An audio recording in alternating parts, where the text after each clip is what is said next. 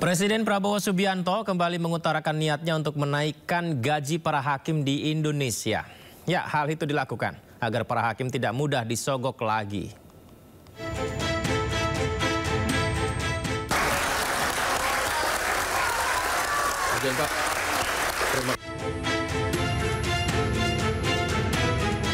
Presiden Prabowo Subianto mengutarakan kembali niatnya untuk menaikkan gaji hakim di Indonesia.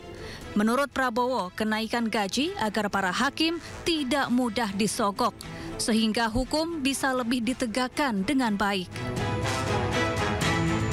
Begitu banyak kebijakan kita yang akan kita lakukan untuk memperbaiki keadaan kesejahteraan rakyat kita dan ASN kita dan guru-guru kita, pejabat-pejabat kita semuanya. Saya sedang merencanakan juga bagaimana menaikkan gaji para hakim kita, agar hakim kita nanti tidak bisa disogok, tidak bisa dibeli, sehingga hukum dilaksanakan dan ditegakkan dengan baik. Prabowo juga pernah menyampaikan rencana menaikkan gaji hakim pada April lalu, yakni saat ia geram menyaksikan sejumlah hakim ditangkap penyidik Kejaksaan Agung lantaran ketahuan menerima suap. Prabowo menyebut akan memerintahkan Menteri Keuangan dan Menteri Sekretaris Negara untuk mendiskusikan hal ini. Sebelumnya, beberapa hari sebelum purna tugas, Presiden ke-7 Republik Indonesia Joko Widodo telah menaikkan gaji hakim hampir 2 kali lipat pada Oktober 2024. Pak, terima kasih Pak. Saya lanjut mimpin Pak. Lanjut.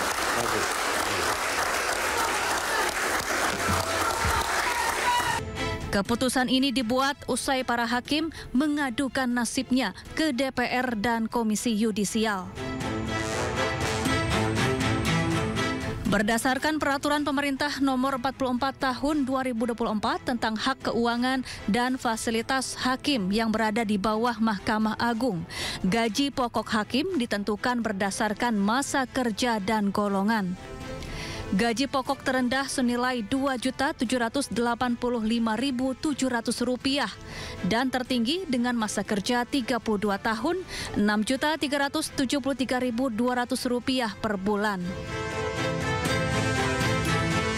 Selain gaji pokok, hakim juga mendapatkan tunjangan yang besarannya berdasarkan tingkatan jabatan, yakni mulai dari Rp11.900.000 hingga Rp56 juta per bulan. Tim Liputan iNews melaporkan.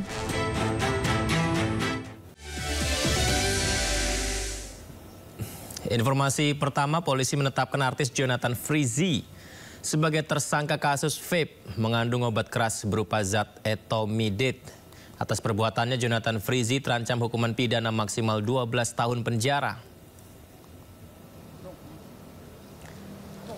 Ya, Kasat Narkoba Polresta Bandara Soekarno-Hatta, AKP Michael Tandayu menjelaskan Jonathan Frizzy ditangkap di kawasan Bintaro, Jakarta Selatan pada Minggu 4 Mei kemarin. Namun artis yang akrab disapa Ijong ini tidak dihadirkan saat rilis karena kondisi kesehatannya kurang baik pasca operasi. Jonathan masih menjalani pemeriksaan di ruang Satres Narkoba Polresta Bandara Soekarno-Hatta.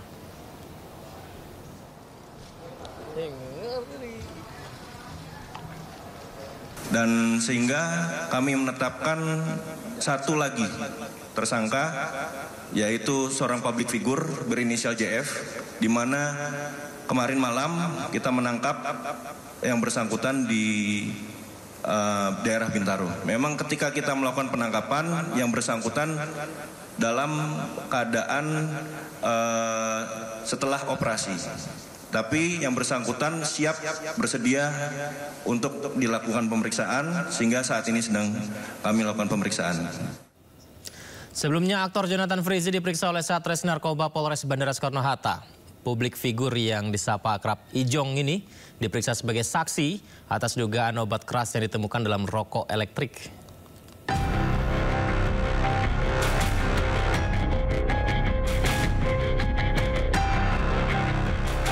Kepolisian Resor Kota Bandara Soekarno-Hatta melakukan pemanggilan dan pemeriksaan terhadap artis tampan Jonathan Frizzy terkait dugaan tindak pidana penyalahgunaan narkoba jenis etomidate. Dalam kasus dugaan pelanggaran Undang-Undang Kesehatan ini, pihak kepolisian telah mengamankan 3 orang, masing-masing berinisial BTR dan EDS, serta seorang wanita berinisial ER.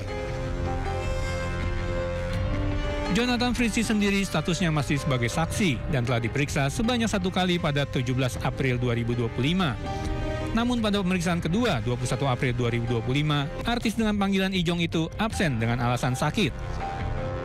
Ijong sendiri diduga terlibat kasus dugaan pengadaan produk farmasi tanpa izin berupa vape yang mengandung zat etomidate atau obat keras.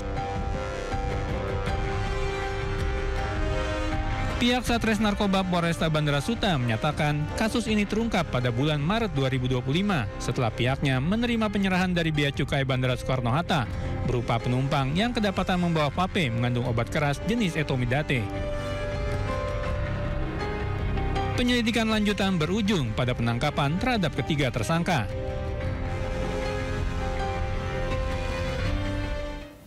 Kita ke kasus lainnya, pemirsa. Sidang lanjutan kasus suap vonis bebas Gregorius Ronald Tanur yang menyeret mantan pejabat Mahkamah Agung Zarof Richard kembali digelar hari ini. Sidang sempat diwarnai perdebatan tajam antara tim penasihat hukum dan ahli dari Jaksa Penuntut Umum.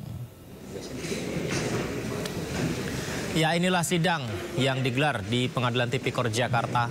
Menghadirkan 2 saksi, yakni pengacara dan ahli hukum pidana dari Universitas Jenderal Sudirman, Hipnu Nugroho. Perdebatan sempat terjadi saat pengacara Lisa Rahmat Andi Syarifuddin mempertanyakan apakah barang bukti uang tunai hampir 1 triliun rupiah yang ditemukan di kediaman terdakwa Zarof Richard merupakan hasil tindak kejahatan atau sekedar alat bantu kejahatan. Selaku ahli, Hipnu Nugroho menjelaskan bahwa status barang bukti ditentukan oleh korelasinya dengan perbuatan pidana yang dituduhkan. Di sini saya kira para pembuktian itu yang sama. Ya, pemirsa, nama Zarof Richard terseret kasus dugaan suap kepada 3 hakim Pengadilan Negeri Surabaya dalam vonis bebas Ronald Tanur. Zarof diduga jadi makelar kasus. Pasca vonis bebas Ronald Tanur, 3 hakim Pengadilan Negeri Surabaya duduk di kursi terdakwa. Mereka adalah Erinto Adamanik yang merupakan hakim ketua, sementara Mangapul dan Heru Hanindyo merupakan anggota majelis. Ketiganya didakwa sebagai penerima suap dan gratifikasi dalam vonis bebas Ronald Tanur dengan nilai 1 miliar rupiah dan 308.000 dolar Singapura dengan total sekitar 4,67 miliar rupiah. Total ada 6 orang yang ditetapkan sebagai tersangka atas kasus dugaan gratifikasi putusan bebas Ronald Tanur di PN Surabaya. Mereka adalah 3 majelis hakim yang memutus perkara mantan pejabat Mahkamah Agung Zarof Richard, ibu serta pengacara Ronald Tanur. Dari penangkapan makelar kasus sekaligus mantan pejabat Mahkamah Agung Zarof Richard, diduga ada pemufakatan jahat untuk menyuap majelis hakim kasasi perkara Ronald sebesar 5 miliar rupiah agar putusannya menguatkan vonis bebas majelis hakim PN Surabaya. Kasus bermula dari jeratan hukum untuk Ronald Tanur atas kematian kekasihnya Dini Sera Afrianti. Ibu Ronald Tanur, Meriska Wijaya, berupaya agar anaknya bebas. Ia pun meminta pengacara bernama Lisa Rahmat mengurus perkara tersebut. Lisa lalu menemui Zarof Richard untuk mencarikan hakim PN Surabaya yang dapat menjatuhkan vonis bebas.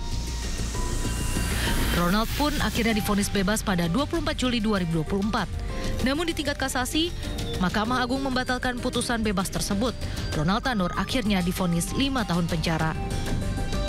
Tim Liputan iNews melaporkan.